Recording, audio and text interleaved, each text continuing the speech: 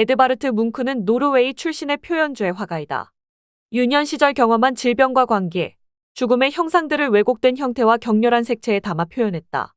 독일 표현주의 미술에 중요한 영감을 제공했으며 삶, 사랑, 죽음에 관한 시라고 부른 일련의 작품을 통해 생의 비밀을 탐사하듯 인간 내면의 심리와 존재자로서의 고독과 불안, 공포의 감정을 깊게 파고들었다. 에드바르트 뭉크는 1863년 노르웨이 남부의 작은 마을 뇌텐에서 태어났다. 이듬해인 1864년 그의 가족은 지금의 오슬로로 이주했다. 뭉크는 어린 시절부터 평생 동안 그를 짓누르게 될 가혹한 운명과 마주해야 했다. 먼저 그가 5세 때 어머니를 결핵으로 떠나보냈다. 그로부터 9년 후에는 누나 역시 같은 병으로 세상을 떠났다. 여동생은 우울증으로 치료를 받아야 했고 엄격한 기독교 신자였던 아버지는 여동생과 마찬가지로 우울증에 시달리다가 뭉크가 파리에서 살았던 1889년에 세상을 떠났다. 그의 남동생도 1895년에 30살의 나이로 사망했다. 뭉크 역시 병약하여 질병이 늘 따라다녔다. 뭉크는 어릴 때부터 그림의 재능을 보였지만 예술가를 탐탁지 않게 생각했던 아버지의 반대로 1879년 오슬로에 있는 기술대학에 들어가 엔지니어가 되기 위한 공부를 시작했다. 그러나 잦은 병치레로 학업에 지장을 초래하자 학교를 그만두고 화가가 되기로 결심했다. 1881년 왕립미술공예학교에 입학한 그는 노르웨이의 유명한 자연주의 화가 크리스티안 크로그의 문화에서 프랑스 인상주의를 배웠다. 그리고 한스 예거가 이끄는 극단적 자유주의자 그룹인 크리스티아니아 보헤미아에 합류했다. 뭉크는 예거에게서 영감을 받아 어둡고 고뇌에 찬 자신의 삶과 심리적 경험, 그리고 사랑과 죽음에 대한 견해를 작품에 반영했다. 뭉크는 1885년에 처음으로 파리를 여행했으며 이후 독일과 이탈리아를 둘러보며 인상주의와 상징주의의 영향을 받았는데 특히 빈센트 반 고흐와 앙리 드 툴루즈 로트레크, 폴 고갱의 작품에 크게 공감했다. 이들의 작품은 뭉크에게 그림의 목적이 자신의 내면을 돌아보고 두려움을 극복할 수 있는 수단일 수 있음을 확인시켜 주었다. 이후 그는 인간 내면의 심리적이고 감성적인 주제들을 깊이 있게 파고들었으며 작품 속에 자신의 개인적 경험을 투영시켰다. 이렇게 해서 탄생한 작품이 1886년작 병든 아이이다. 뭉크는 누나의 죽음을 주제로 한 이 작품에서 어린 시절부터 줄곧 따라다닌 죽음에 대한 공포와 절망, 정적, 슬픔을 표현했다. 이 작품에 대해 비평가들은 거칠고 암울한 묘사 방식에 대해 경악했지만 뭉크는 이 그림이 자신의 작품 중에서 가장 훌륭하고 중요한 그림이라고 생각했다. 1889년 뭉크는 26세라는 젊은 나이에도 불구하고 오슬로에서 개인전을 열어 110점에 달하는 작품을 선보였다. 같은 해에 그는 국비 장학금을 받고 파리로 유학을 갔으며 에콜대 보자르에서 레옹 보나에게 가르침을 받았다. 이 시기에 쓴 뭉크의 일기를 보면 그는 다음과 같이 기록하고 있다. 우리는 더 이상 책을 읽는 사람이나 뜨개질하는 여인이 있는 실내 전경을 그려서는 안 된다. 숨을 쉬고 느끼며 아파하고 사랑하는 살아있는 존재를 그려야 한다. 내밀한 인간의 경험을 충실하게 전달하고자 했던 뭉크는 프랑스와 노르웨이를 오가며 점차 자기만의 언어를 구축해 나갔다. 그의 그림은 거칠고 불안한 선과 함께 매우 종합적이고 양식화된 드로잉을 특징으로 했다. 그리고 여기에 종종 강하게 대조되는 비자연적이고 강렬한 색채를 이용했다.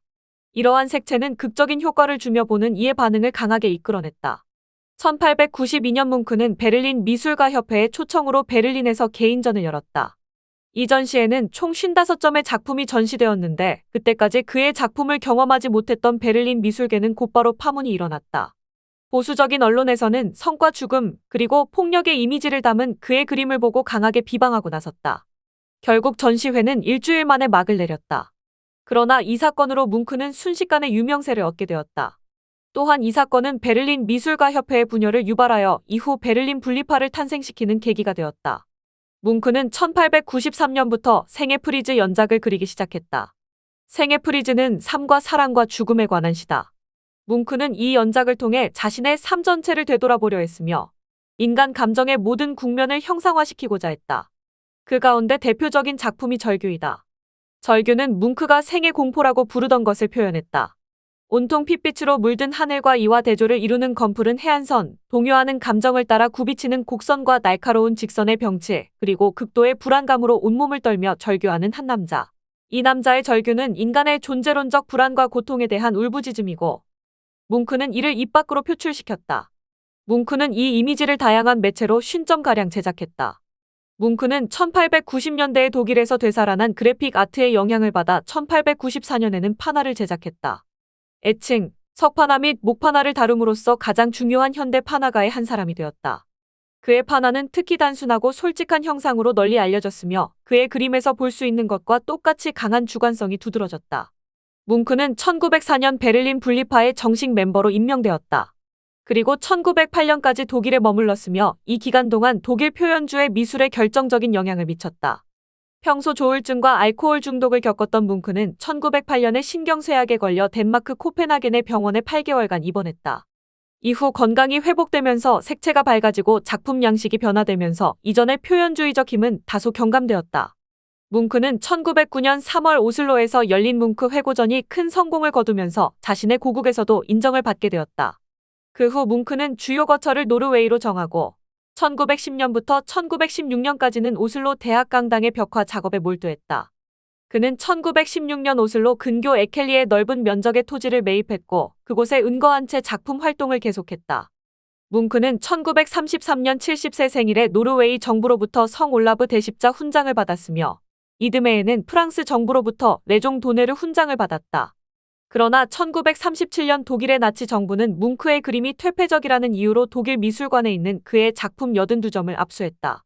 말년에 그는 시력을 거의 다 잃었으며 1944년 1월 23일 오슬로 근처의 에켈리의 집에서 홀로 죽음을 맞았다. 그의 80번째 생일이 지나고 몇 달 뒤였다. 뭉크는 유언을 통해 자신의 작품을 오슬로시에 기증했다. 그의 작품은 1963년 뭉크 탄생 100주년을 기념해 개관한 뭉크 미술관에서 세상의 빛을 보게 되었다.